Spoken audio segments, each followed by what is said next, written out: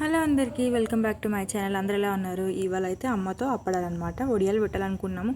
యాక్చువల్గా ఒక బ్యాచ్ అయితే ప్రిపేర్ చేసాము, కాకపోతే ఇంకా అవి ఎప్పటికీ సరిపోవు ఈ 1 ఇయర్ రావాలంటే. అందుకని చెప్పండి ఈసారి కొత్తగా ఈ ఆలుతో చేసే వడియాలు కూడా ఇంక్లూడ్ చేసాము మా లిస్ట్లో.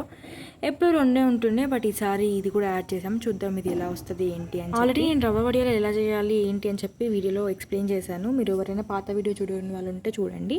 ఇంక ఇవాళ అయితే మనం రవ్వ వడియాలు, బియ్యం వడియాలు, ఆలుతో చేసే అప్పడాలు. చాలా హెక్టిక్ అయిపోయింది. 3 ఎందుకు అనవసరంగా పెట్టుకున్నామో అనిపించింది.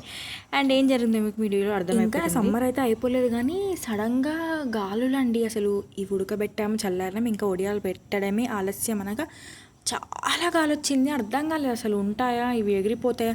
మాకు పెట్టడానికి కూడా ధైర్యం రాలేదనమాట, అంత గాలి అసలు. ఈవెన్ నేను ట్రైపాడ్ పెట్టి ఫోన్ పెడుతుంటే కూడా ట్రైపాడే ఊగుతుందనమాట గాలికి, అంతలా గాలి వస్తుంది.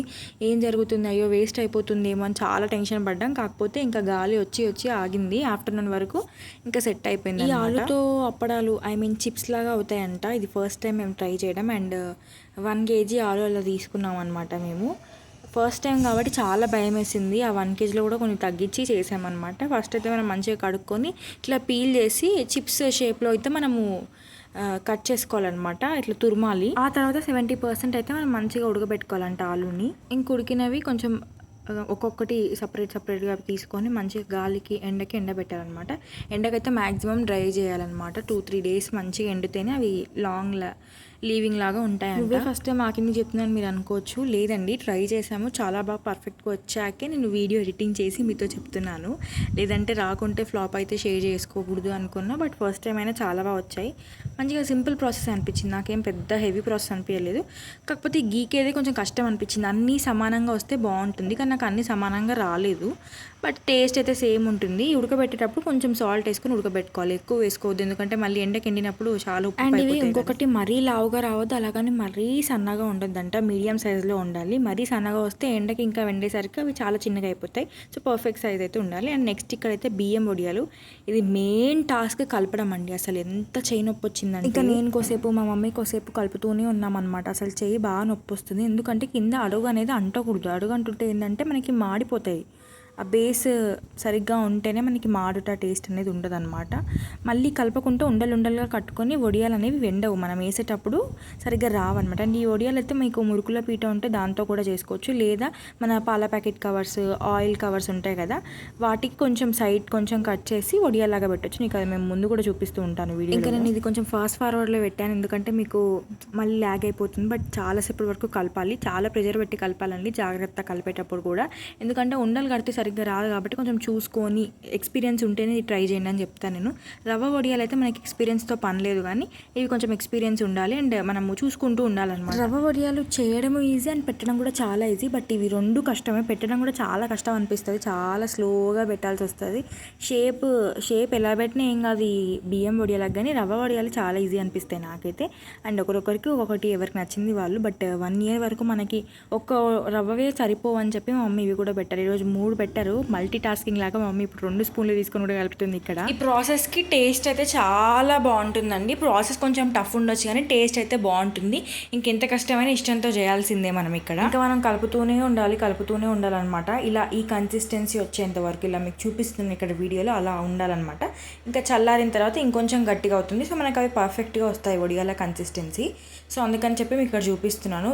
స్టార్టింగ్ నుంచి ఇప్పటి వరకు చూసిన వాళ్ళకైతే అర్థమవుతుంది కన్సిస్టెన్సీ ఎలా చేంజ్ అయింది ఏంటి అని చెప్పి. మీరు కలుపుతూనే ఉండాలన్నమాట కన్సిస్టెన్సీ వచ్చేంత వరకు. సిమ్లో పెట్టుకోండి, హై ఫ్లేమ్లో పెట్టుకోకూడదు, ఎందుకంటే మాడిపోతుంది. జాగ్రత్త, చూస్తూ ఉండండి కాస్త. ఇప్పుడు గ్యాస్ షార్టేజ్ ఉంది, కానీ ఈ వడియాలు చేయడం మాత్రం ఆపం కదా, ఎందుకంటే ఈ సమ్మర్లోనే మనకు చాయిస్ ఉంటుంది. అండ్ చాలా టైం టేకింగ్ ప్రాసెస్ కాబట్టి గ్యాస్ కూడా ఎక్కువనే తీసుకుంటుంది. ఇంకా మీరు ఎంత వీలైతే అంత కలుపుతూనే ఉండండి, చెయ్యి నొప్పి వస్తుంటుంది. గ్యాప్ ఇచ్చినా కానీ చూసుకుంటూ ఉండండి, ఎందుకంటే మాడిపోతే మనం ఇంత కష్టపడి పెట్టింది అయితే వేస్ట్ అయిపోతుంది కదా, అందుకని చెప్పి ఇంకా కలుపుతూనే ఉండాలి నాన్ స్టాప్గా.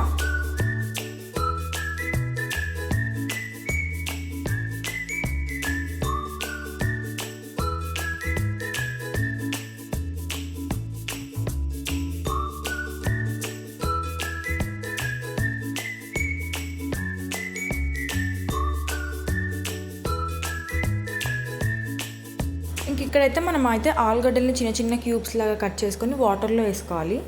ఇట్లా తురిమిన తర్వాత వాటర్లో వేయాలి, కలర్ చేంజ్ అవ్వవు. ఇంకా రవ్వవి ఈ బియ్యం వడియాలు కూడా నేను చల్లారబెడతాను ఫ్యాన్ దగ్గర, చాలాసేపు పడుతుంది చల్లారడానికి. నెక్స్ట్ ఆ కోసి పెట్టినవి మనము వాటర్, దానికి తగినంత వాటర్ వేసుకొని దాంట్లో వాటర్లో కొంచెం సాల్ట్ వేసుకొని అవి మసలాక మనము స్లైసెస్ లాగా కట్ చేసుకున్న ఈ ఆలుగడ్డలను అయితే అందులో వేసుకోవాలి. 70% ఉడకాలి. ఉడికిన తర్వాత తీసేసి మనం ఎండబెట్టుకోవాలి అనమాట. ఈ ఆలుగడ్డ చిప్స్ ఈజీగానే ఉంటాయి, కాకపోతే ఈ తురమడము షేప్ దగ్గర కొంచెం ఇబ్బంది అనిపిస్తుంది అంతే.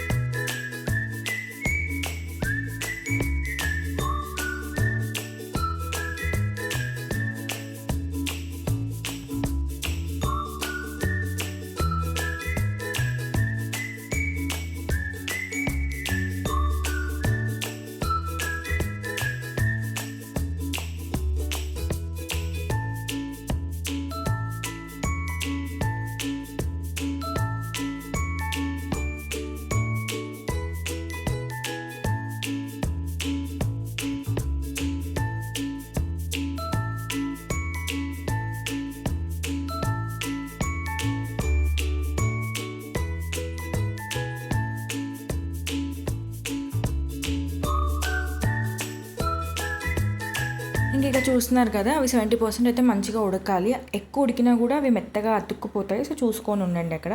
ఇంకా స్లైసెస్ అయితే వాటర్ అంతా మనము డ్రైన్ చేసుకున్న తర్వాత కొద్దిసేపు అలా ఎండకి పెట్టేసుకోవాలన్నమాట. అవి ఒక రోజంతా ఎండిన తర్వాత మళ్ళీ కూడా మనము 2-3 డేస్ మంచిగా ఎండబెట్టుకుంటేనే 1 year పాటు మనకు నిలువ ఉంటాయి ఏవైనా, ఏ వడియాలైనా. అండ్ ఇక్కడ గాలి బీభత్సంగా ఉంది అసలు. వడియాలు పెడుతుంటే చాలా డిస్టర్బ్ అయిందనమాట. గాలి చాలా బీభత్సంగా, ఏవి పెట్టినా ఆగలేదు. పెట్టినవి కూడా ఇట్లా మలిపేసుకొని చాలా వరకు అతుక్కుపోయాయి. చాలా కష్టమైంది, బట్ ఫైనల్గా పెట్టాము. కష్టమైనా ఇంకా పెట్టేసామన్నమాట. ఆ వడియాలు అయిపోయాక ఇవి మంచిగా కొంచెం గాలికి ఆరబెట్టిన తర్వాత ఎండలో వేద్దాం అనుకున్నాం. ఆ రోజు ఎండ ఎందుకో రాలేదు. ఫస్ట్లీ మార్నింగ్ లేచి చూస్తే ఎండ ఉండే, బట్ తర్వాత ఎండ లేకుండే. అందుకని చెప్పి వస్తుందా రాదా అని ఇంకా ఆల్రెడీ ఉడకబెట్టాము, పెట్టక ఏం చేస్తామని చెప్పి పెట్టాము. ఇంకా లాస్ట్కి ఎండ అయితే వచ్చింది, మంచిగా ఎండాయి. మీకు వీడియో లాస్ట్లో పెడతాను ఎలా ఎండాయి ఏంటి అని చెప్పి. ఇలా ఆయిల్ కవర్స్ లేదా పాల ప్యాకెట్ కవర్స్లో కూడా మీరు హోల్ పెట్టేసి ఇట్లా చిన్నగా సిజర్తో కట్ చేసుకొని ఇలా చేయాలన్నమాట. మీకు ఇక్కడ చూపిస్తున్నాను కదా. ఇంకా ఫైనల్గా కంప్లీట్గా ఎండాక ఇలా అయ్యాయి అనమాట. చిన్నగా అయిపోయాయి. అండ్ శారీలో పెట్టాం కదా మనము. కాటన్ శారీ తీసుకుంటే ఈజీగానే ఉంటుంది, బట్ మా దగ్గర కాటన్ శారీ లేదు కాబట్టి ఇలా చేశాను అనమాట. Thank you for watching.